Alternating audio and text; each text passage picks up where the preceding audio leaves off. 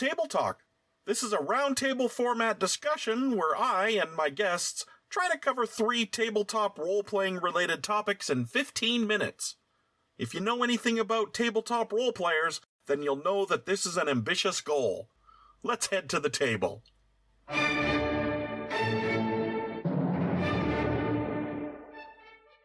Welcome back to our Table Talk podcast. I'm your host, Clayton TheGameSmith, and joining me are... I'm Franklin. I'm Cheryl. I'm Clark. Let's head to the table.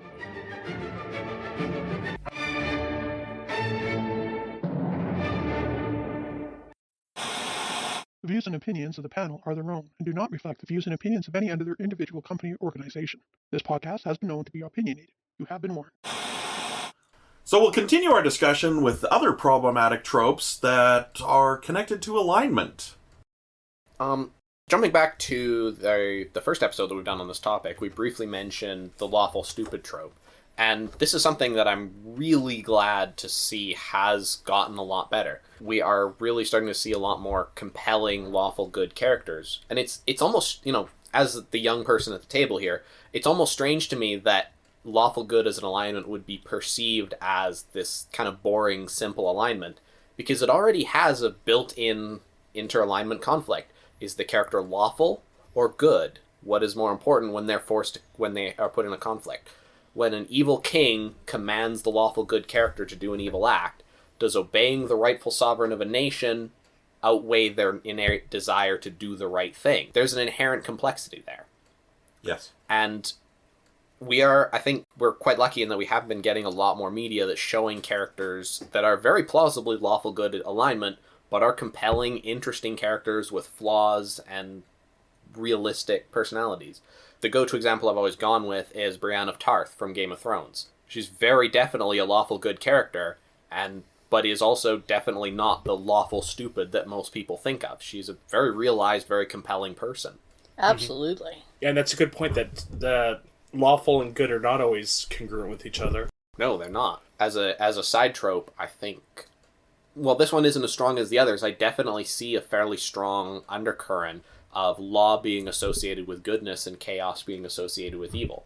I think it mostly comes from a societal idea that we live in an ordered, structured society, and so we tend to associate lawful behavior with good behavior, but the two do not necessarily correlate to each other. Yes. When we were playing one of our many Kingmakers, all of our players were chaotic, and yet we made a lawful society. Kingdom. Yeah. The other major trope I've seen for alignment that I just want to address very quickly is the chaotic neutral. This is mostly a newer, inexperienced player thing I've seen, but probably 75% of the time when a new player comes to me and says they've made a chaotic neutral character, what they really mean is, I made an evil character, but I don't want to be the evil one in the party. And so if you're making a chaotic neutral character, really think hard, are you actually a chaotic neutral character? Or are you just looking for an excuse to do whatever you want without consequences? Well, I think that one comes down to not understanding what the neutral part of the chaotic neutral is. I mean, neutral is you don't have a particularly strong bias towards good or evil. Whereas chaotic good character is going to hit that good more... I just lost my train of thought. What was I saying? I can totally relate to... I think I can relate to what you're saying, because I definitely find the alignment of lawful, neutral, for whatever reason, hard to grasp, because everything else has a very much on either side of the axis feel for me, whether it be good, evil, law, chaos, as well as, different outside quadrants of that 9-box alignment. But when you start getting around that neutral area, it's a little bit more of a gray area.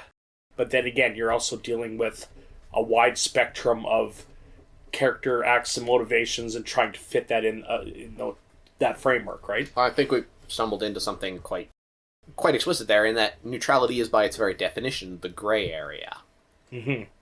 And so any of the neutral alignments, you're going to start to run into problems of exactly where someone fits, because you have this big gray area in the middle of the alignment actually, I've chart. never heard it expressed that way, but that's a very good point. I like that. And it's the perfect segue into what I think of neutrality, true neutrality. I Based upon my life experience and based upon my 4 decades of gaming experience, I just categorically reject the notion that a human being can be true neutral. And assigning a true neutral to a person who has thoughts and feelings and experiences and influences from the world around them, that no one can be truly neutral. Now, this is predicated on my definition of what I consider to be neutral, that it is true objectivity with no passion or desire or angst or evil inclination towards one idea or another. Yes. To act without passion. It'd have to be a concept of something that had no emotional component whatsoever. Well, I don't know if necessarily emotional component, but something that's like, I mean, I agree with you, and it's like, if something makes me inherently happy, then I inherently like that better, therefore I will inherently lean towards that, which the thing that stings me and bugs me and annoys me, I'm less likely to like that thing than the other thing. And therefore my neutrality definitely swings the other way.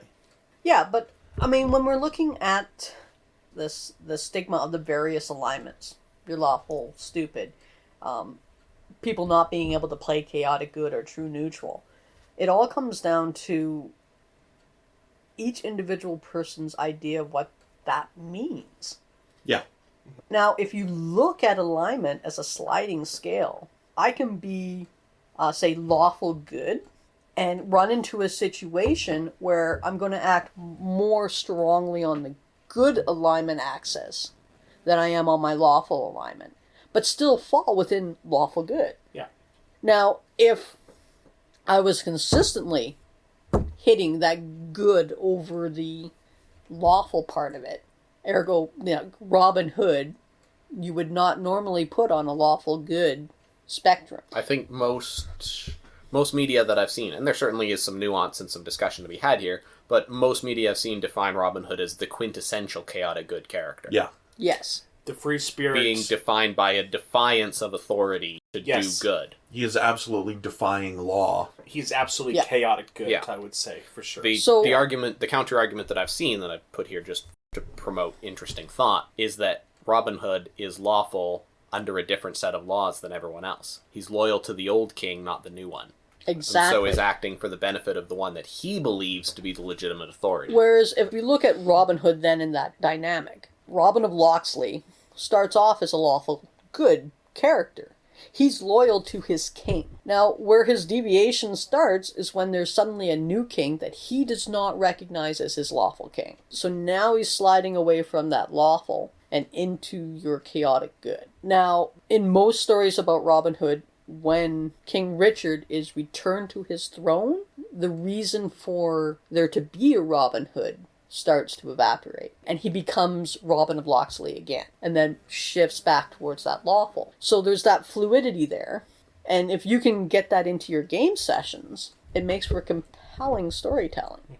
And I also like how you structure that. It's not 9 boxes that you're held within. It's two axes. 2 axes from which you can flow up and down on either one. Yes. And there's all types of, say, chaotic good characters, depending on how chaotic are they, how good are they, and vice versa. So it's definitely a 2 axis diagram rather than the 9 confining boxes that some people try. When jumping back to something Clayton was talking about earlier, I rather disagree. I think there are people who are true neutral. I think it's not a super common ideal, but I think there's fundamentally 2 ways that it can happen. First, you have, running on the same definition, you do have, having studied certain sects of Buddhism, for example, or a lot of Eastern religions, Western religion gets into it a little bit, but not as commonly, ideas about, the removal of the self and becoming an actor without intent. So you could make a strong argument for, say, certain monk or cleric characters having this ideal of balance and dispassionate action that could arguably go true neutral. But I think the far more common kind is codified as philosophies for those who don't have to work for a living, is how I see true neutral. You do what you have to do to survive, and you don't really think about whether it's a good or bad or a lawful or chaotic act, because you're just doing what you have to survive.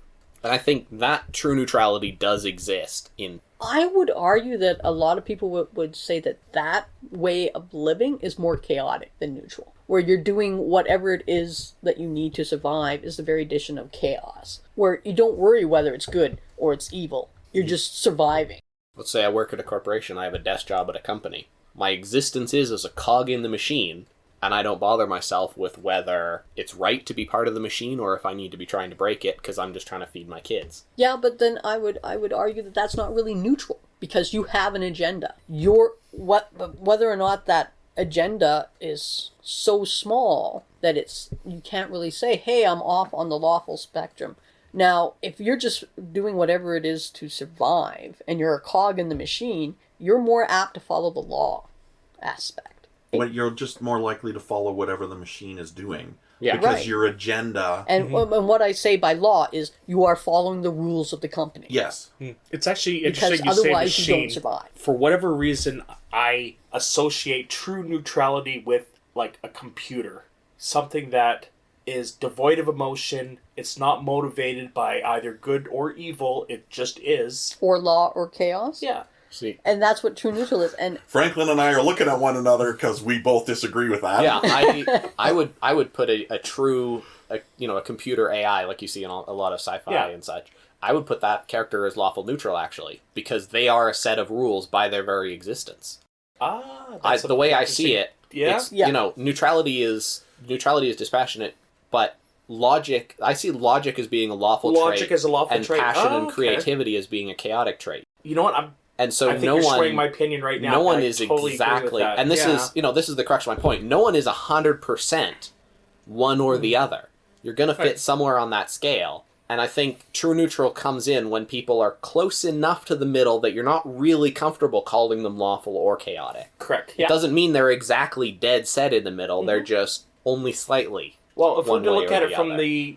from the perspectives of the animal kingdom, a lot of people consider nature's animals as neutral. They're neither good, they're neither evil. Yes. They're part of the circle of life that exists. First edition But- Pathfinder will agree with you on that. I will go with Clayton on this, is there's no such thing as true neutral. Even in the animal kingdom, on certain times, certain things will happen. You've got pack animals that follow the law of the pack. They're down that lawful spectrum. They're just not a whole long way down it. Following the path, I would argue though that that's not really lawful. That's like instinct in It's animals a set that of animals laws. run on It's the law of nature. is a neutral thing though. It's not No. I would say it's a law of nature. right. So it I all would really argue there's as depends much on. chaos as law in nature, making it a neutral aspect, right? Yeah, I think what we're getting into here is what we've been talking about this whole time, that different people have very different perspectives on what law and chaos and good and evil mean. Absolutely. Speaking to the animal kingdom specifically, I would argue that we as humans have a perception of good based on the society that we live in, and most people would say that some animals are better than others because those animals exhibit traits by nature of their biology that put them more good than others. Or they're cute. This is true. Cute animals are generally perceived as being much more good. Yeah. But, things like, to take emotion out of this inherently emotional discussion, Good for you.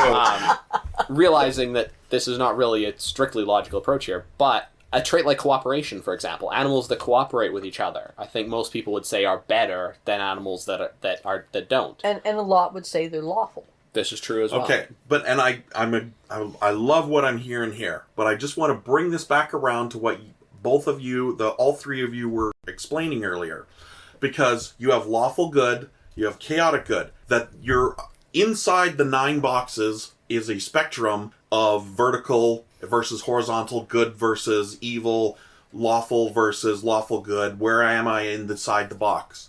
Neutral doesn't have an axis. It is only neutral. Correct. Yeah. So there is no leaning towards the evil. There is no leaning towards the good. There is no leaning towards the chaos. True neutral is neutral.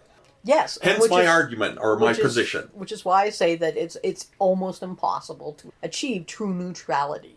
Yes. I mean, a lot of Buddhist sects, that is their aspiration, but you're never going to achieve it, because to be on that small point... It's the point of no variance. That's and fundamentally, there's our disagreement, because if I perceive true neutral as the exact the highest pinnacle of dispassionate neutrality, I would completely agree. That doesn't exist in humans. But I don't see it that way. Neutral is all the fuzzy gray area for a character that's not really lawful, but not really chaotic either. Not really good, but not really evil either. And there's a lot of leeway in what I would consider true neutral. And I'll agree with that. That definitely, if that's how you're defining true neutral as the square, then I would find that more acceptable and palatable to me as a GM and as a player. Okay, so we're running out of time on this one as well. I feel there's more to talk about in this. I've got a few more points I could bring up. And that's what we're going to do. And we're going to see you. You'll hear us in the next podcast. We'll see you at the table.